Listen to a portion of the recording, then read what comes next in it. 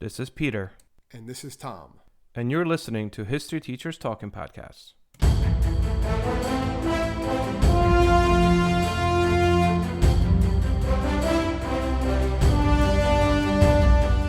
All right, this is Peter Zablocki and Thomas Soreska, and welcome back to the podcast. All right, Tom, you were just singing the Hamilton song. I wasn't singing. You were totally just singing it. No. I wasn't singing. I don't He was sing. singing. I don't sing. What I was doing was I do this in my class too. Whenever someone mentions this person's name, I don't sing it. I just say it in a certain way that might sound like how it sounded in a certain musical production. You were just singing. I was not singing. That is a total lie. All right. This week we're doing Pinocchio as Peter's nose grows because That's right. He thinks I'm actually singing. What are we doing today? Today we are going to be looking at the duel between Burr and Alexander Hamilton. That's all that I said. That's all that I did. That was the exact thing that I did right there. Cool. Alexander Hamilton. Not about being cool. It's just not having musical talent. There's a difference. Anyway, yeah, so we were talking about the duel. For those of you guys that are listening, I did just record our first lecture series episode about, I guess it was somewhat about Alexander Hamilton and Aaron Burr in their earlier days when they actually teamed up as lawyers. It was a quick episode, and we are actually going to try to get you guys some more of those like little, short lectures. Yeah, 12, 15-minute tidbits, I guess, right? Yep. And they'll be done by either myself or by Tom, and we'll kind of use them as supplementary material. However, this is still a History Teachers Talking podcast, which is why we are back. And we're talking about the duel. I think I'm just going to title this The Duel because I feel like, right? I mean, if I say the duel in American history. Well, I'm thinking nowadays, yeah. I mean, when I first remember hearing about this duel, you hear about a little bit of history class, I guess. But I always remember that, I don't know if you remember it, Peter, that Got Milk commercial. I love that commercial. I show it in class every time we teach. The guy's got like the bullet, right? And he's got everything. And then, it's like one of those random calls. If you know this answer, you're going to win. You win like $1 million. Yeah. Like he couldn't say it. Now, that was probably one of the first big Got Milk commercials, right? Yes. Who shot Alexander Hamilton? Burr. And he's like, 3, 2, 1. Oh, we're so sorry. And he's like flipping out. They're like, Got Milk. Because he was eating like. Yeah, he was eating peanut cookies. Butter. He was eating peanut butter. I thought, wasn't it peanut butter? Is that what it was? Maybe, yeah. So, but what's like interesting anyway, there? yes, those things. Well, interesting there is that so he actually has the two pistols, but the two pistols are actually held in a private collection of J.P. Morgan and Chase. Like, yeah, because I read somewhere that actually that J.P. Morgan Chase can be traced back. That Burr actually created J.P. Morgan and Chase, or he was. I did read that somewhere.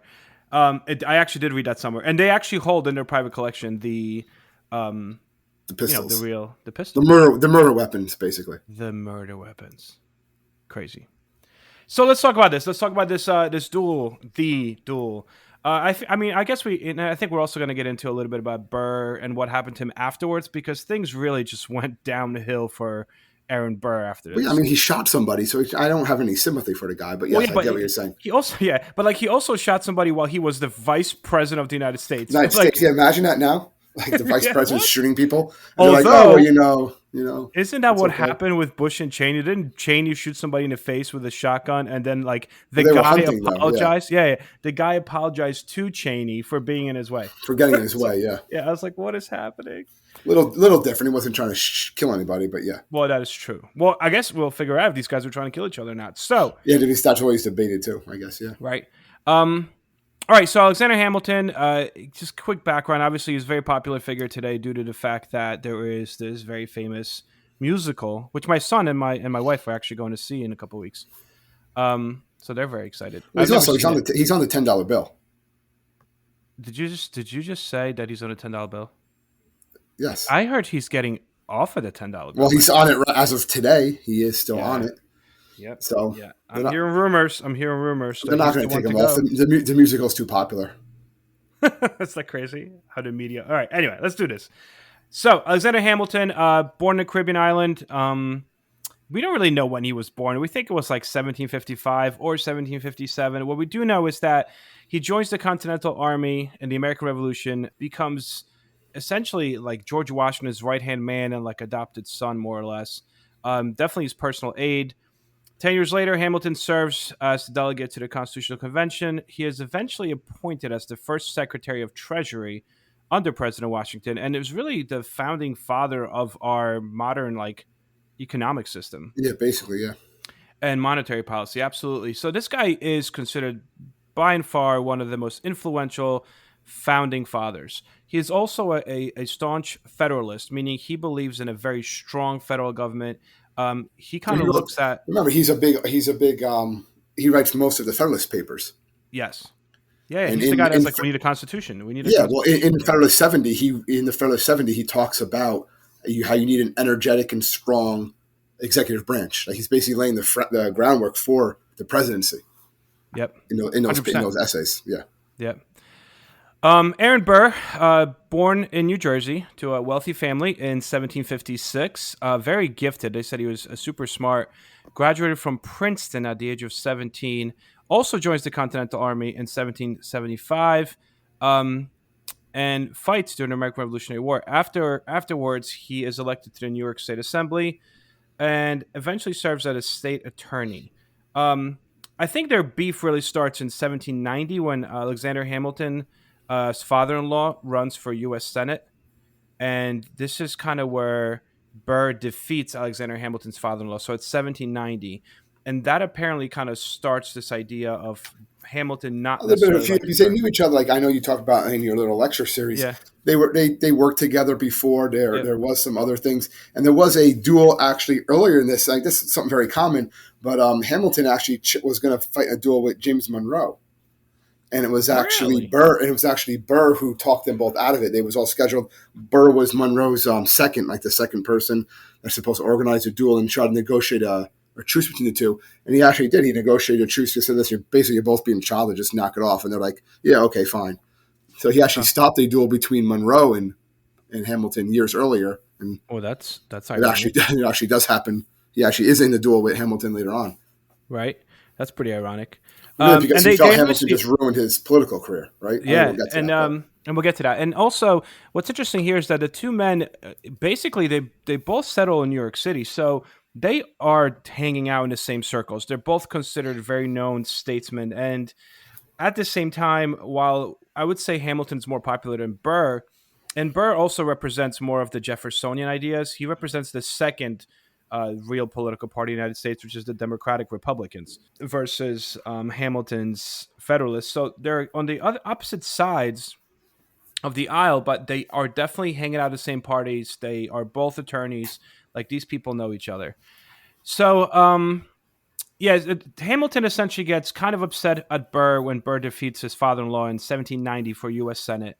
But then things kind of really pick up, I think, and it kind of fill in if I'm missing stuff. But Burr joins Thomas Jefferson's Democratic Republican presidential ticket in 1796, and Hamilton actually at this point officially launches these public attacks against Burr, and he starts talking about the fact that like Burr's dangerous. He's not the right person for president. He shouldn't run, blah, blah, blah, so on and so forth. And the belief is that it is Hamilton's letters, as well as Hamilton's outspoken nature against Burr, that leads to John Adams winning the presidency. And essentially kind of this is the first time where Hamilton stops or blocks Burr's ascendance to the presidency. Well, and regardless if that's true or not, that's how Burr felt. Yes. So you had that there, and then we can fast forward, I guess, a little bit, right, to the election of 1800. Well, that's the biggie. Yep. That's the big one, where basically it comes down. It's a total mess, basically, right? Because everyone knows that Adams isn't going to win re-election for the most part, right? So it's really between Thomas Jefferson, and Burr for the most part. Yep. And they're both running for president on the Democratic Republican ticket, along with Jefferson, like we said, and basically, the Electoral College rules at the time gave each elector 2 votes for president, and the candidate who received the second most votes becomes vice president. I don't know how they ever thought that was going to be a good idea. Yeah, this is so stupid. It's like two people going against each other. Like, you're going to have to work with one another. You imagine, looking back at history, imagine if the two people running for president, one becomes president, one becomes vice president. Yeah. How crazy. Anyway. Yeah. So the Democratic Republican Party plan to have 72 of the 73 electors vote for Jefferson and Burr, with the remaining electors voting only for Jefferson. they failed to execute this plan. So Burr and Jefferson were basically tied with 73 votes each. So then, according to the Constitution, then the two candidates, if it was a tie, had to go to the House of Representatives, which at that time was controlled by the Federalists. And they really didn't want to vote for Jefferson. Yeah. They really didn't want to do it. But Hamilton, who had this long rivalry with Jefferson, was also very, very popular amongst the people, like you said, a lot of sway still, all right, stemming from his tenure and being in Washington's cabinet. Yep. Basically came out and said, listen, I don't like Jefferson, but I trust him more than I trust Burr. Yep. He was instrumental, in a sense, in turning Congress against Burr and making sure that the election went to Jefferson. There's no question about it. Extremely vocal. He didn't even hide it either. Like, he was very vocal about the fact of, like, nope, you shouldn't give it to Burr. He's not someone that could be trusted. Yeah, he's basically saying, listen, like, I know where Jefferson stands on issues. You can know where Jefferson stands on things. Burr doesn't pick sides. That's what he was basically saying. So Burr becomes vice president. Ultimately, at this 1800, Burr and Hamilton are definitely going against one another here. Burr becomes vice president, but Jefferson is not necessarily excited to have Burr as vice president. These guys actually ran against each other. So he doesn't really support Burr's renomination to a second term in 1804. At that point, you have a faction of New York Federalists who kind of see their fortunes drastically diminished after the ascendance of Jefferson, and they are trying to enlist the disgruntled Burr into their party and elect him governor. So now you have Burr running for governor in 1804 of New York. And he's trying to run as a Federalist, which is kind of a party of Hamilton and John Adams, so on and so forth. So what starts to happen here is you have Hamilton openly campaigns against Burr to become the governor of New York City. So it's like Hamilton is back again and saying, no, you should not, in any way, shape, or form vote for this man, so on and so forth. So because of this, it's at a dinner party, right? He says, yeah, this, right? yeah. So Burr, exactly. So Burr actually loses the Cooper the letters, Federalist nomination. Cooper letters or whatever. Yep. So the Federalists drop Burr. Like, they were about to pick him up, and they're like, Hamilton's kind of like the grandfather of our party. Like, we can't mess with it. So they drop him from the ticket. And he decides he's going to run as an independent for governor. But then in the campaign, Burr's character is, again, savagely attacked by Hamilton, right? Yeah, he's calling him a dangerous man, all this other stuff, and they're all these things that supposedly Hamilton opportunist, said, stuff like that. Yeah, yep. All these things that supposedly Hamilton said are coming out, and they're coming out in the papers. It supposedly was said at a dinner party, whether it was true or not. Hamilton actually denies a lot of the things. He says, "Listen, anything I say, I'm basically going to say to your face," and things like that. And they just keep on getting back on each other, writing letters back to each other. Saying, and they're being published, which is funny. Yeah, we're being published in newspaper, and Hamilton Burr is basically saying, "Listen, man, you're like ruining my career. Like, you're ruining my entire political career." And whether Hamilton was that his intention or not, who knows? But that's what was basically happening. And because Hamilton was actually supposedly, they're saying he was against dueling at the time, because that's how his eldest son Philip died only 3 years earlier. Which is kind of crazy, right? Yeah. This is in the same spot. So both in Jersey. Right? Yeah, so they're both in Jersey. They're both in Weehawken, in the same, more or less the same spot, actually, where you have 3 years prior. And the way that when I was doing research about this is that Philip Hamilton, so Hamilton's son, responded to another attorney that was apparently in some way, shape, or form trying to talk smack about his dad, Alexander Hamilton. And the guy's like, you can't say it about my dad. Philip says this. And then that kind of leads to a duel. And Hamilton's very much against this, and he tells his son, like, you shouldn't do this. This is wrong. And we should mention that dueling is illegal in the United States, specifically in New York City, as well as New York State and New Jersey as well. However, New Jersey doesn't really prosecute. Yeah, it's against the law, but the punishments are a lot less severe. So they kind of they say, let's go to New Jersey. We'll meet there. But Jefferson actually tells his son just to shoot the shot in the air. Hamilton does. Yeah, Hamilton tells his son just to shoot the shot in the air, which is what he does. And then the other guy shoots him and kills him. Yeah, then he shoots him in the chest, shoots him in the stomach, and kills him. Yeah. Yep. And ironically too is Alexander Hamilton, gets a friend of his that's a doctor in to try to help save his son Philip after this duel, and it doesn't work. Obviously Philip dies, but it's the same doctor that Hamilton brings with him to his duel 3 years later in the same spot, which is crazy. So yeah, it's kind of going back to the idea of what you said. Alexander Hamilton is against dueling. He officially says, like, he writes in his diary the morning of, like, I think this is just religiously on God's, this is wrong. Like, he knows he's got a family. Like, I mean, also Alexander Hamilton's daughter, who was like 17 at the time of Philip's death, apparently lost her mind. She had a complete mental breakdown and basically she was barely lucid. Like, she was in a mental state for the rest of her life because of the duel of the younger Hamilton, which I thought that was kind of interesting. Sad too. Yeah. Sad. Well, yeah, I was going to say sad. So usually it's better than me saying cool. Usually I'm like, oh, that's cool. But anyway, so let's put it this way. Burr has enough. Burr's the one that challenges Hamilton. Yeah, and he knows Hamilton's going to have to accept it. Yep. It's just like, it's honor at this point. So if he doesn't accept it, it's going to look bad for Hamilton. So they finally agree to do it. Like you said, they agree to go to Weehawken, New Jersey, because it's easier to duel there, right? Yep. And it's a ledge right above the Hudson River. And like you said, it's the same spot basically where Philip had his duel 3 years prior. Yep.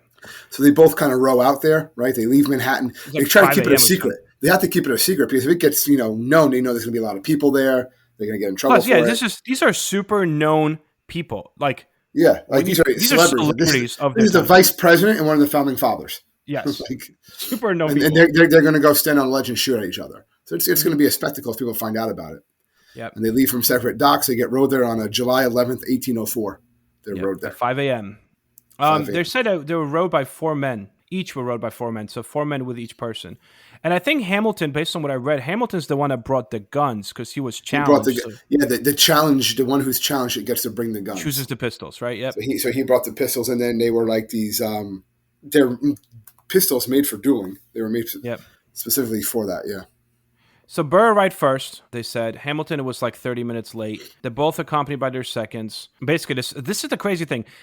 Their seconds turned their back. Did you read this?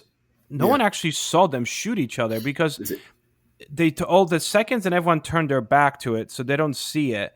And that's why when this went to court, it was like, well, who fired first? And like, even though there was people there, no one could really say who fired first. Well, and there was all these rumors that supposedly Hamilton was telling people he was going to shoot up first.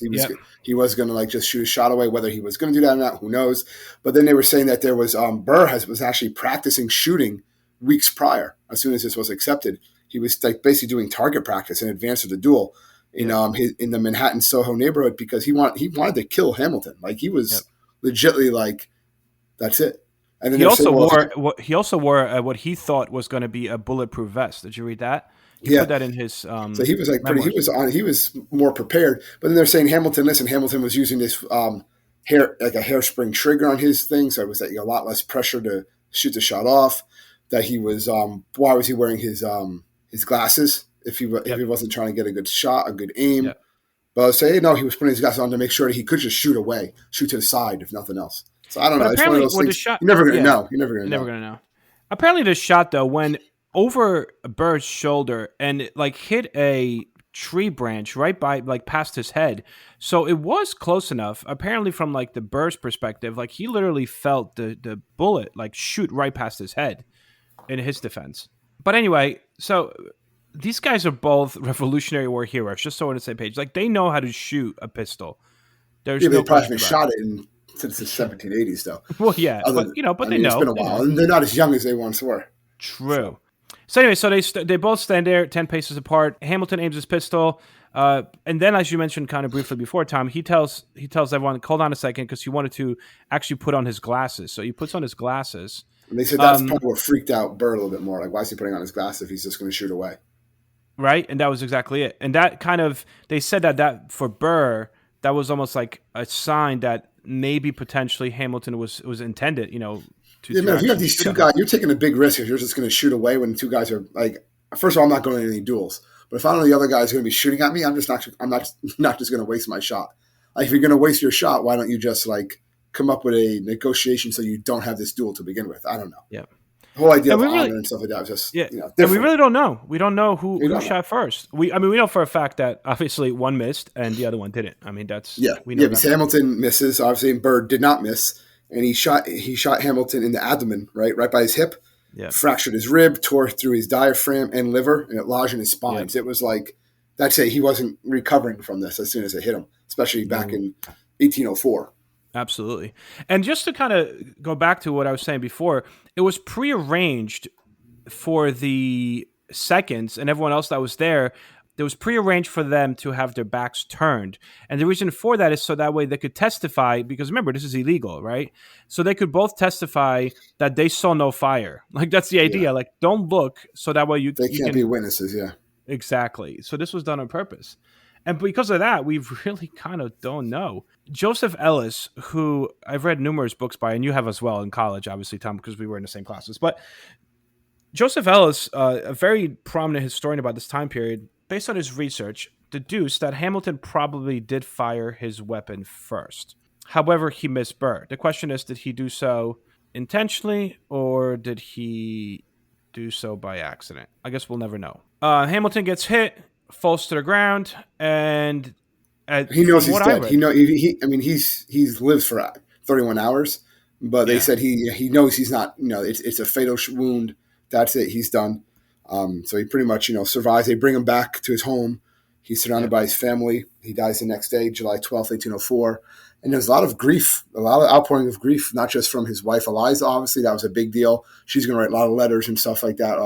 Not letters, like memoirs about him and stuff like that. His legacy was basically secured as like this great founding father before all this happened, but it even becomes more now with this story of like how he dies right before like the Hamilton play and stuff like that comes out. did you read the fact that there's evidence that afternoon Burr was quoted saying that he would have shot Hamilton in the heart had his vision not been impaired by the morning mist? Yeah, I did see that one. Yeah. Um, So yeah, yeah, he so didn't regret it when it first happened. yep, He had no regrets about. He was like, "Good, I shot this guy." Like he was yep, proud of his actions, basically. I mean, even though they had duels, like people didn't always die in the duels back then. Like it wasn't like it was rare even when Hamilton's son Philip died. Like you weren't really supposed to die in a duel. It was kind of like that was how gentlemen resolved their issues. But they usually resolved it before the duel actually took place. Burr's charged with murder in New York and in New Jersey. Neither charge reached And he's trial. the vice president at the time. We have to we can't like Isn't that underscore crazy? that. I know, He's the it's vice crazy. president. He's being charged in double murder. And he's actually saying now there's going to be a competition between New York and New Jersey on who hangs the vice president. Yeah. Well, the thing. So in Bergen County, New Jersey, the grand jury actually indicted him for murder in November of Yeah, 1804, but the New Jersey Supreme Court kind of squashed it. because he had And friends. He basically had friends there. exactly. And Burr winds up to Georgia, they said.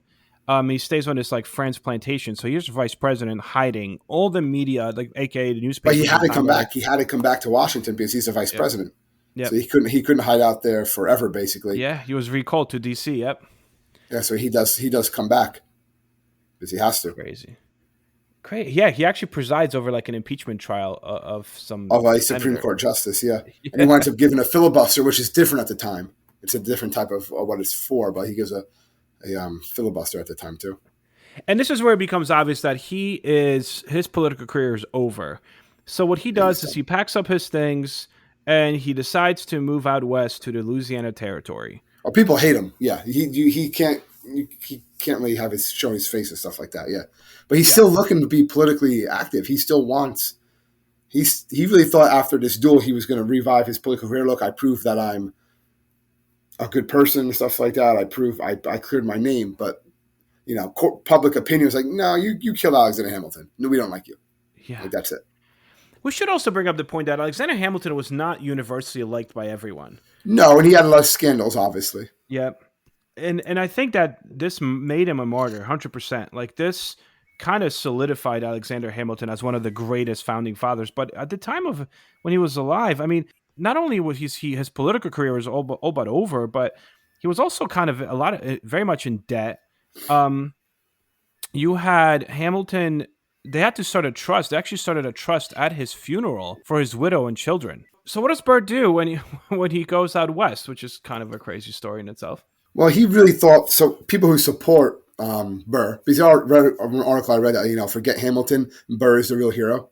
So I was reading this article, but what it's basically is about is that he thought there was going to be a war between U.S. and Mexico, which Yep. does happen, but not for another 50 years. Yeah. So he kind of gangs up a bunch of these men, and basically they're saying he's trying to buy time in the American South until war broke out, at which point he would then lead these men into Spanish-controlled territory and then basically, get a bunch of Western holdings, right? And it's, yeah, establish like an independent empire and Almost. make Yeah, himself that's what a lot of people were thinking. So Jefferson assumed this, and he actually in 1806 called for Burr's arrest. All yeah right, for treason, so which is for punishable by treason, death. yeah, yeah, and he was actually apprehended in what's present day Alabama. He was charged with treason and taken to the United States Court of the Fifth Circuit in Richmond, Virginia. And John Marshall actually presided over the case. And they eventually say that the prosecution failed to provide enough evidence to convict Burr. He was acquitted, but then once again, public opinion was totally against him. He's like, "Yeah, I have to leave." So he leaves for Europe for a while. He actually goes and lives in Europe until 1812, which is a That weird is, time to come back. yeah, right. I think what's Considering, going on there. well, he initially, when he starts this whole in 1805, when he starts this plot, you said, like you said, he's trying to get some of Mexican lands, but he was in, at the time, the West was Louisiana territory, so he's in Louisiana territory, and he's already in there. Kind of, he comes together with this U.S. Army commander James Wilkinson, I think, and they're trying to also take over Louisiana territory even before the whole Spanish Mexico border trouble. Like, this guy has this idea of creating a new country of which he would be the leader. I mean, He was always looking about getting back to power somehow. crazy. And he writes a letter to Britain actually offering up his services. The letter eventually comes out like a couple decades later, but it was basically explained the whole plot. Like, hey, listen, I'm out here out west. Like, I could help you guys out. And again, this is before the War of 1812, which we covered on another podcast. He's kind of very much like, I could steal some of these states away from the United States. So treason probably would have been the right call here. Jefferson was not Yeah, necessarily they incorrect. just didn't have enough to really prove it. Yeah, they would That's have what they had that said. by then. Yeah. Yeah, they said there's no way. They didn't catch him in the act of actually citing an insurrection or doing anything. You know what I mean? Like, he was just talking about it, and therefore, because there was not enough evidence, they basically let him go. So Any he basically, well, he does go ahead. eventually come back. I just want to get to this. I thought this was kind of a interesting full circle, or whatever you want to call it, thing. Was that Burr does his first wife passes away, victim of stomach cancer. He Yeah. remarries in 1833 with a rich widow, right, Eliza Jumel, and basically Jumel accused Burr of committing adultery and trying to liquidate her fortune and sued for divorce. And she hires Alexander Hamilton Jr. to be her divorce attorney. What? Did you see that? So Alexander No. Hamilton Jr. is actually talking about how today. I figure there has to be a conflict of interest or something like that, right? Yeah. But they didn't do that. So he actually represented his wife, his ex-wife, soon to be ex-wife, in the divorce appealings. Okay, and Burr actually dies September 14th, 1836. The day his divorce was made final, he dies. Wow. So that's just kind of like the end of Aaron Burr. But yeah, I thought that was an interesting little, like, I know you're going to ask for a fun fact there or something, right? I was So going to that go would be a for nice way fun to facts. start that off, because Alexander Hamilton's son, you shot his father, now your son is going to like get you in a divorce, Crazy. and you die because you made the divorce proceeding so difficult. Okay. Cool. It works. All right. I mean, I don't know if I have any other fun facts. I mean, at the end of the day, I mean, how fun is this? Well, it's fun facts on even one of the guys, but it was just one of those things. It's something that history is always going to talk about. There's never going to get directly to it. Like, people are going to have their opinions. Both, historians of both sides argue, Hamilton shot first, Burr shot first. It was more Hamilton's fault. It was more Burr's fault. Obviously, with the musical, it portrays Hamilton in a much more positive light throughout it, and with the book that came out about him and everything. So he's kind of getting the public opinion right now, and Burr's kind of looked as the bad guy in all of this. Yep. I would say right now, but you never know what can happen as the time goes on. Well, the actual play is based off of Ron Chernow's, I think. Ron Chernow's the author. Book, which was national New York Times bestseller way before it was adopted into the play. But I do think that the play has definitely, like, even my students, and I'm sure your students as well. Oh yeah, they all feel like whenever kids, I teach this topic, they're like, "Oh, I know everything about it because I saw Hamilton." It's like, well, it's a historically accurate as a musical. Is going to be, I guess. I mean, they're not making. They take some liberties, I'm sure. As anything does. Indeed. History versus Hollywood. Indeed. Well, anyway, Tom, we did it. Even though you're a little sick and under the weather today. It was cold. I'm sounding all right. I'm you sound all right. I think you sound all right. Grand scheme of things. All right, guys. So thank you so much once again for tuning into our podcast. We really appreciate it. And if whenever you guys are listening to this podcast, please feel free to click the subscribe button. It does help. And if you guys ever want to contact us or see what we're up to, you could find us at www.historyteacherstalkingpodcast.com. I guess that's it. And we'll see you guys next week. Enjoy. Stay safe, everybody.